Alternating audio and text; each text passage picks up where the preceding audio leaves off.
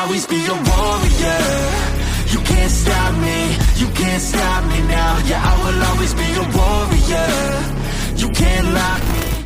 Setelah berhasil mengalahkan Myanmar di laga pembuka grup B, timnas Indonesia menargetkan kemenangan berikutnya kala menjamu Laos.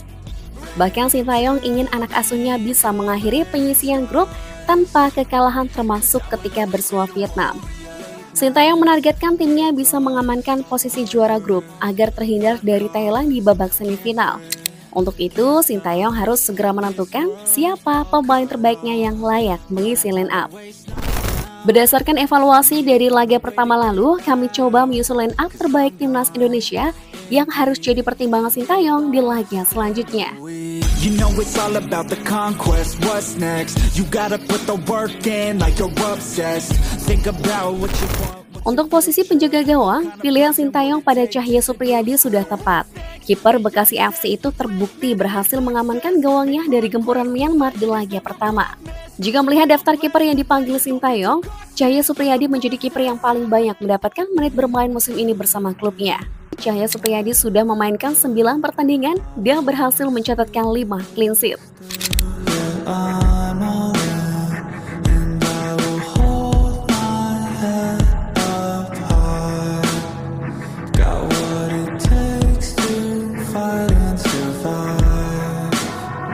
I will always be a warrior.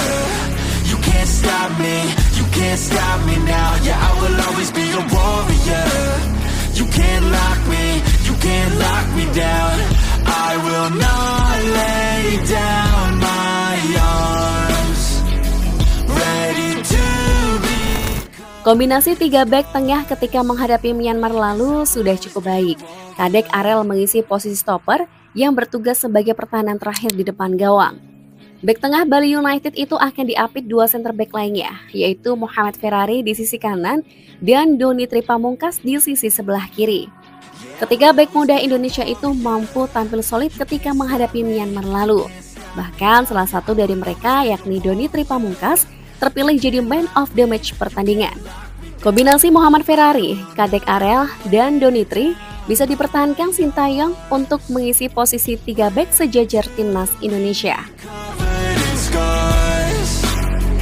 I will always be a warrior. Late nights, get lost, hard work, the cost, can't quit, can't stop, this world all cut off, don't have time to waste, not now, need to find a way to get out, cause I'm gone, in deep, get lost in the weeds, you know it's all about. Untuk posisi bek sayap, Sintayong memiliki 2 bek sayap senior, yaitu Pratama Arhan dan Asnawi Mangkualam.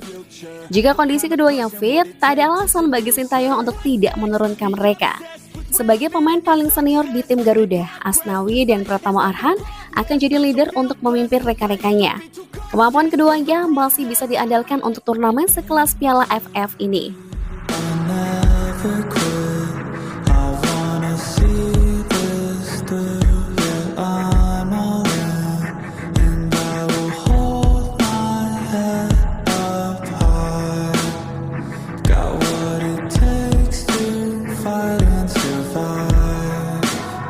I will always be a warrior. You can't stop me, you can't stop me now. Yeah, I will always be a warrior.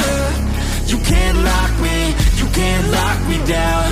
I will not lay down my arms. Ready to be covered in scars. Pada pertandingan menghadapi Myanmar lalu, Sintayong memasangkan Arkan Fikri dan Zanadin Faris di posisi gelandang tengah timnas Indonesia. Namun hanya Arkan Fikri yang bermain cukup bagus pada laga itu. Zanadin Faris gagal memainkan perannya sebagai distribusi bola di lini tengah. Nyaris tidak ada progresif passing yang berhasil dilepaskan gelandang Persis Solo itu. Untuk itu, Sin perlu merombak susunan pemain di posisi gelandang ini. Robby Darwish bisa jadi solusi untuk menggantikan posisi Zanadin sebagai tandem Arkan Fikri. Ketika Sintayong memasukkan Robby Darwish di laga sebelumnya, Arkan Fikri terlihat lebih nyaman berduet dengan gelandang Persib Bandung tersebut. Duet ini patut dicoba kembali oleh Sintayong ketika menghadapi laga-laga selanjutnya.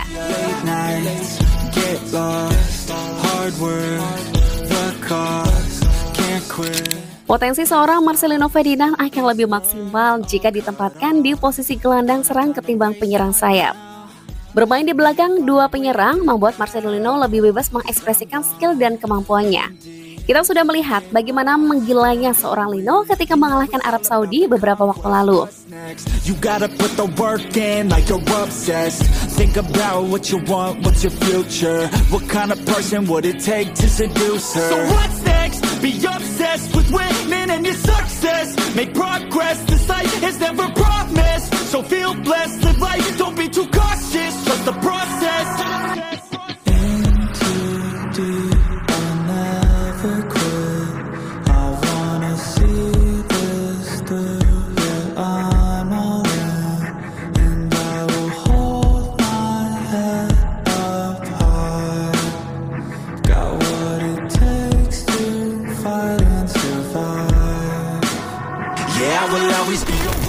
Dari semua penyerang yang dibawa Sintayong ke ASEAN Cup tahun ini, hampir semuanya sudah mendapatkan kesempatan bermain ketika menghadapi Myanmar lalu. Sebagai starter, Sintayong memainkan duet Hoki Caraka dan Arkan Kaka sejak menit awal. Namun keduanya gagal menunjukkan diri.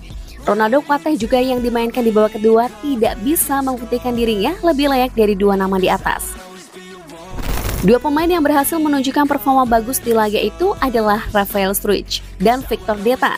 Keduanya tampil memukau dan membuat lini serang Garuda menjadi lebih hidup.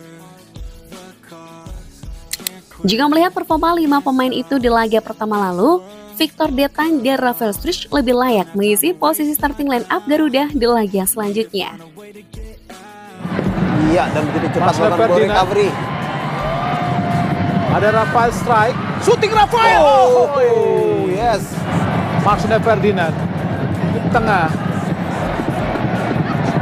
Wow, baik Victor Detan.